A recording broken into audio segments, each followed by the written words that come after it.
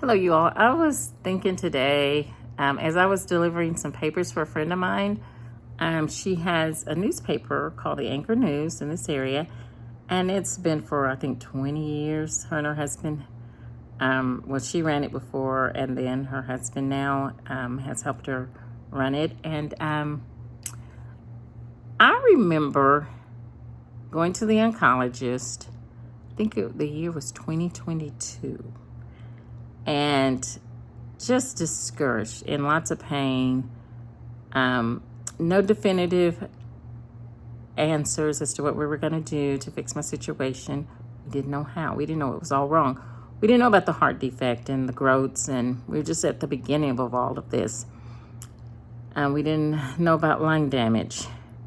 So all I knew is I was in a lot of pain, and all she could offer me was hydration to help me feel better, because my body was so inflamed. It was fighting something and we didn't know what, or struggling with something.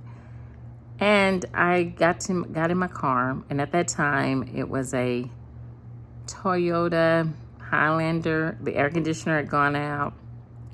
The heater had gone out. My daughter had actually given it to me.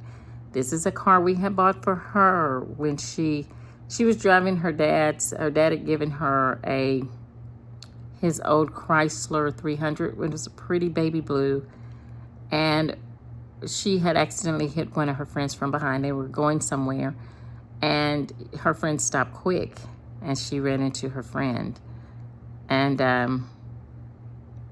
so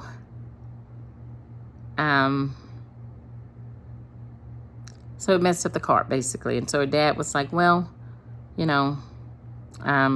I'm gonna go ahead and get this car fixed, and we're gonna keep it. And they gave it to, I think, one of the people in the family. But because we had bought Gabby a new car, I looked high and low and found a Baylor student that was selling a used green. It was nice, but it was an older model. It was like sorry guys, I'm sitting here trying to get straight.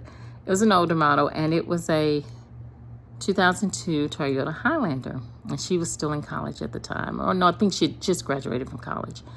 And we got a really good deal for it. And they put new tires on it, or we put new tires on it and everything. And so she was able to get another vehicle a couple years later, and she gave me that vehicle when the brake system went out on my Hyundai. What was it called? It was the luxury car of the Hyundais. I don't remember, but it went out, and I bought that vehicle used from a pastor, and he had rigged the brakes, or somebody had rigged the brakes, and so the whole brake system went down, and we couldn't fix it, because in order to fix it, we would have to buy a brand new brake system for $6,000, and they didn't know, even the dealers, they were like, we don't even know if we put it in, if it's gonna work. So I was without a vehicle, so my daughter gave me this vehicle, and right when she gave it to me, the air conditioning had gone out on it. There was no heat. I mean, the compressor and the blower were gone. So it's like, ah. And so I had that vehicle, and so I was sitting in this parking lot at the oncologist office. It was hot, at the windows down. I'm in pain, had just had to move in with my mom. No prospects of anything. And I was like, Lord, I need a reason to be alive. I need purpose. And a friend of mine called, and the one who had the newspaper, and she said, look, and she called, literally while I was in the parking lot, right after I prayed. And she said, hey, I need help with delivering these papers. It doesn't pay much, but can you help me? You all, that I think I was getting paid, because she paid me for gas too, $110 every month to do that. But that was something to look forward to. And I still do it. And I do that now, and I do a couple of more deliveries. But she has papers all over the place. She has several people who deliver. And so I was just thinking about how the Lord used that to bring me hope. And that was a pivotal part of helping me have strength at the beginning of this journey. So God is faithful, and he will meet us in our needs.